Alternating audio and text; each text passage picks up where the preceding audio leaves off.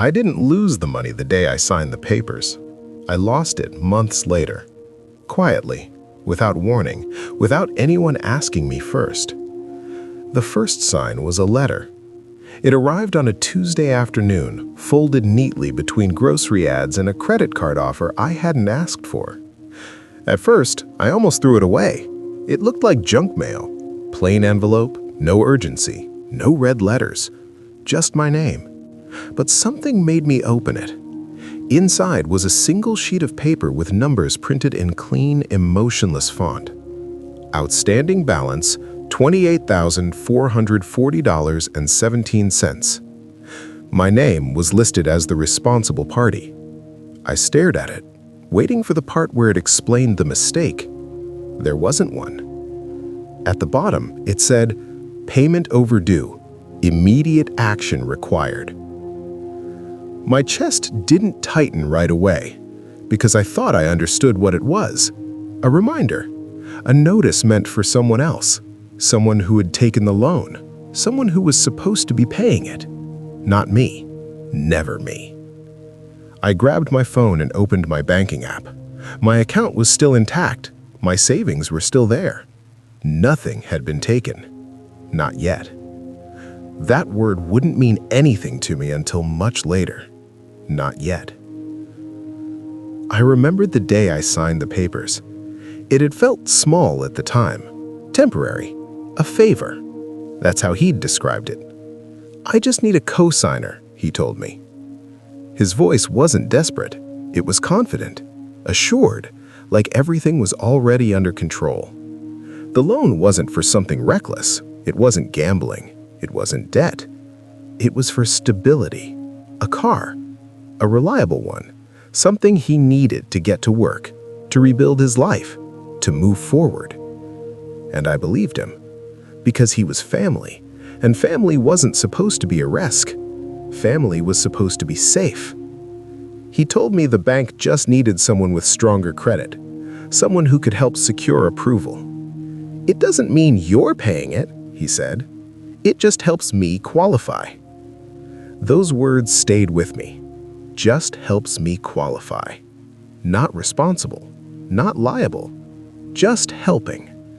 That's what I told myself when I sat across from the loan officer. That's what I told myself when I signed my name. The pen didn't feel heavy. The decision didn't feel permanent. It felt routine, like paperwork, like something people did every day without consequences. The loan officer explained the terms, monthly payments, interest rate, duration. But none of it felt like mine, because it wasn't supposed to be mine. It was his loan, his responsibility, his future. I was just a name on a page, a formality, something required by the system. When I handed the pen back, I didn't feel like I had given anything away. I felt like I had helped someone move forward, like I had done the right thing. For months, nothing changed. He made the payments. Everything stayed quiet, normal, safe. Then one payment became two. Two became three. And somewhere between his silence and the bank's patience, responsibility shifted. Not emotionally, not verbally, but legally. And legal responsibility doesn't need permission. It doesn't need warning. It just transfers, quietly. I looked back at the letter in my hand. $28,440.17. Still unpaid. Still attached to my name. That's when I realized something no one had said out loud. The loan had never really been his. Not completely. It had always been mine, too. I just didn't understand that when I signed. And now, the system wasn't asking him to fix it. It was asking me. At first, I told myself it was temporary. A delay. A mistake he would fix once he realized what had happened. I didn't call him immediately. Not because I didn't care, but because I trusted him. Trust doesn't disappear the moment something goes wrong. It lingers. It gives people time. It gives them space to correct themselves. That's what I believed. 2 days passed. then 4. The letter stayed on the kitchen counter, exactly where I had left it. Every time I walked past it, I told myself the same thing. He'll handle it. He has to. Because this wasn't just his responsibility. It was his promise. On the 5th day, I finally called him. He answered on the 3rd ring. His voice sounded normal. Too normal. "Hey," he said casually, like nothing had changed. I didn't match his tone. "I got a letter from the bank," I told him. There was a pause. Not long, but long enough. "I've been meaning to call you," he replied. That sentence told me everything before he said anything else. There was no mistake, no misunderstanding, just reality. "I missed a couple payments," he admitted. A couple. He said it like it was small, like it hadn't already grown into something bigger. "Why didn't you tell me?" I asked. Another pause, longer this time. "I didn't want you to worry." That answer didn't comfort me. It confirmed something worse. He hadn't told me because he knew it mattered, because he knew it affected me, because he knew I was part of it now, legally, financially, permanently. "I'm gonna fix it," he added quickly. "I just need time." Time. Time had already been given. Time had already passed. But I wanted to believe him, because the alternative was something I wasn't ready to accept, that I had signed something I couldn't undo. Weeks passed. Nothing changed. The letters kept coming, each one more urgent than the last, each one less patient. The tone shifted from reminder to warning, from warning to consequence. One afternoon, I logged into my credit report. I hadn't checked it in months. There had never been a reason to, until now. The numbers stared back at me. Lower, significantly lower. Not destroyed, but damaged. Permanent enough to matter, temporary enough to grow worse. Late payments, delinquent account, my name, my credit, my history. Affected by something I wasn't controlling. That's when the reality settled in. This wasn't just his loan anymore. It was my liability, my risk, my consequence. I called the bank. I needed clarity. I needed confirmation. I needed something that told me I still had control. The representative explained it calmly, professionally, emotionless. As a co-signer, you share equal responsibility for the loan. Equal responsibility, not partial, not secondary, equal. It didn't matter who drove the car. It didn't matter who made the promise. It didn't matter who said they would pay. Legally, the system didn't see a difference. It saw 2 names, 2 signatures, 2 responsible parties. That was enough. If payments aren't made, she continued, the account affects both individuals equally. Both individuals. Not him, not me, both. I wasn't just helping him anymore. I was carrying him. Without choosing to, without agreeing again, without being asked. The system didn't need permission twice. It only needed it once, and I had already given it. That night, I sat alone at the kitchen table again. The same place I had opened the first letter. The same place I had signed papers months earlier, believing they were temporary. Nothing about it felt temporary now. Every decision I had made in trust was now permanent in consequence. I realized something no one had explained clearly enough when I signed. Co-signing doesn't mean helping someone borrow money. It means becoming responsible for the debt yourself, fully, completely, quietly. Because when payments stop, responsibility doesn't disappear. It transfers. And now, whether I wanted it or not, it had transferred to me. The calls started early. Earlier than I expected. Earlier than I was ready for. The first one came on a Monday morning while I was driving to work. An unfamiliar number. Local area code. I almost ignored it. Almost. But something told me not to. Something told me this wasn't random. "Hello?" I answered. A calm voice responded. "This is a call regarding an outstanding loan balance associated with your name." Not his name. Mine. Associated with your name. That phrase carried weight. Not emotional weight. Legal weight. The kind that doesn't care about explanations. The kind that only cares about signatures. I didn't argue. I didn't deny it. Because somewhere deep down, I already knew the truth. I had signed the papers. I had agreed. Even if I didn't fully understand what agreeing meant. "We'd like to help you bring the account current," the voice continued. Help. That word sounded supportive, but it wasn't support. It was expectation. They weren't asking him to fix it. They were asking me. Because in their system, there was no difference. Only responsibility. After that call, the letters changed. The tone became firmer. More direct. More urgent.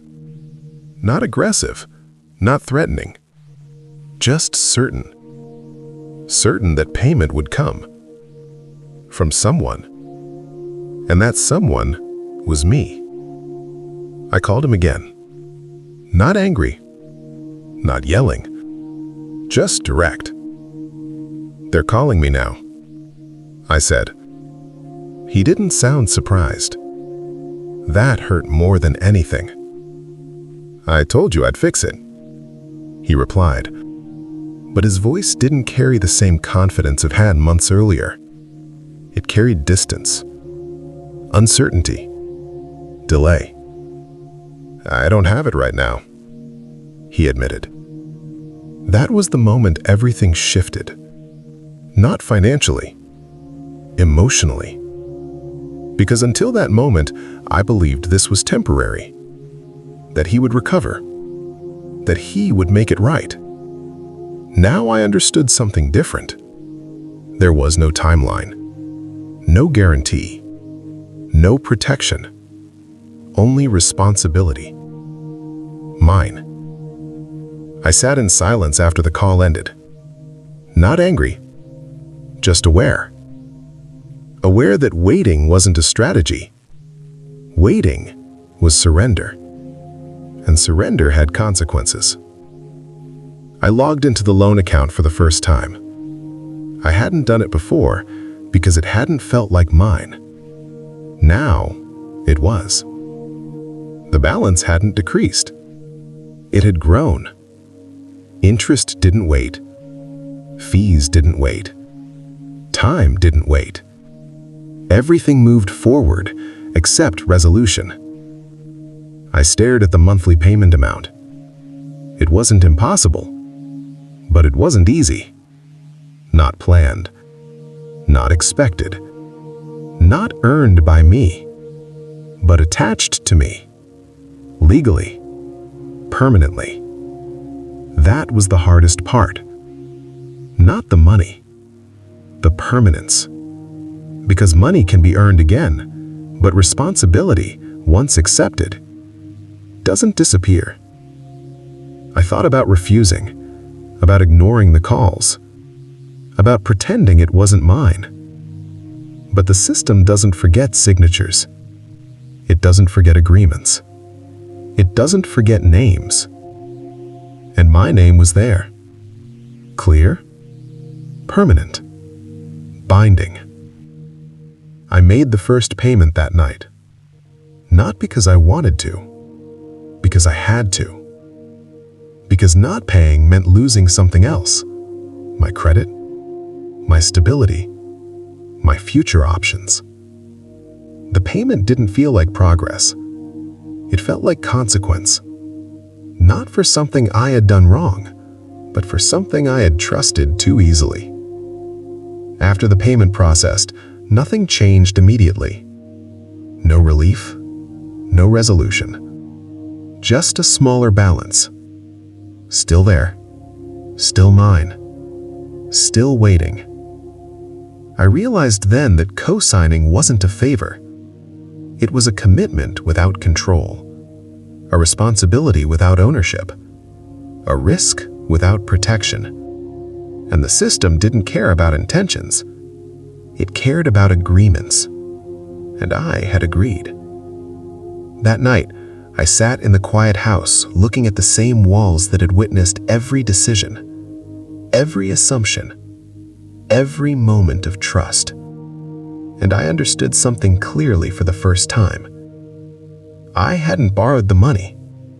I hadn't used the money. But I was the one paying for it. Not because I chose to now, because I chose to then. And choices don't disappear just because you regret them. Making the first payment didn't fix anything. It didn't reset the situation. It didn't return control to me.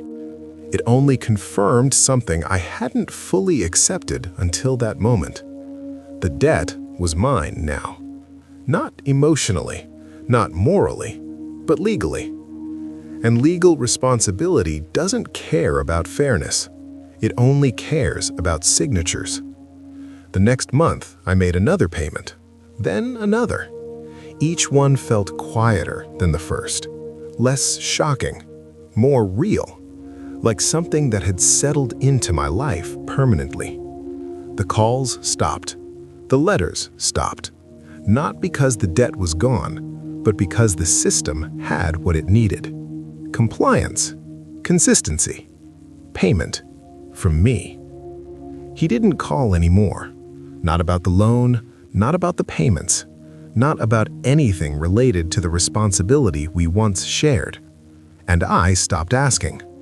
Not because I didn't care, but because I understood something I hadn't before. Responsibility shared on paper doesn't always stay shared in reality. Sometimes it transfers completely, quietly, permanently. I stopped thinking about the car, stopped wondering where it was, stopped wondering if it was still running, because none of that changed the balance attached to my name. The object didn't matter. The agreement did. Months passed. The balance decreased slowly, not quickly enough to feel like freedom, but steadily enough to feel like progress.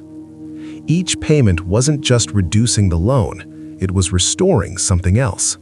My stability, my control, my independence.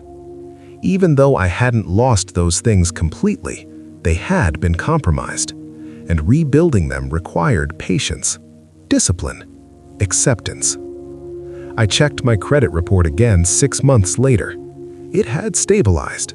Not perfect, not untouched, but stable. That mattered. Because financial damage doesn't just affect the present, it affects opportunity, housing, loans, security, future decisions, everything connected to your name. I realized something during that time. Co-signing doesn't feel dangerous when you do it. It feels supportive, helpful, temporary. But the consequences aren't temporary. They last as long as the agreement lasts. And agreements don't adjust themselves based on trust. They remain fixed, permanent, unchanged by intention. If I could go back, I wouldn't sign again. Not because I don't care about him, not because I regret helping, but because I understand now what helping actually meant. It meant accepting full responsibility without full control. It meant risking my stability for someone else's opportunity. It meant trusting the future without protection.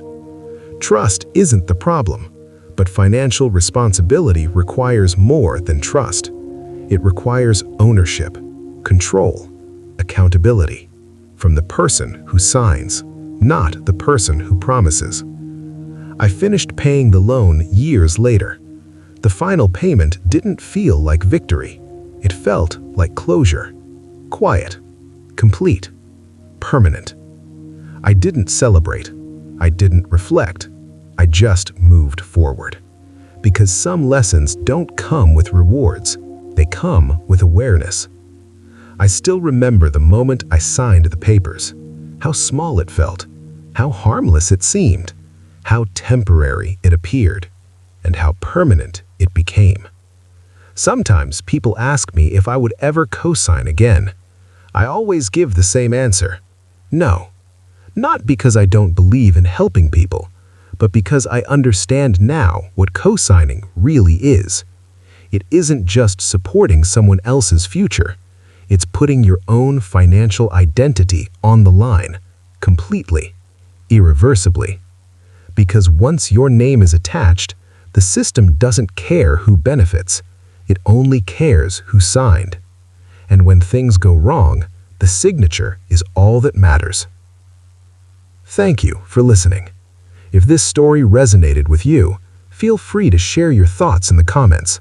You're not alone in this. Leaving a like helps more people find stories like this. And if you appreciate calm, documentary-style storytelling, you're welcome to subscribe to Untold American Lives.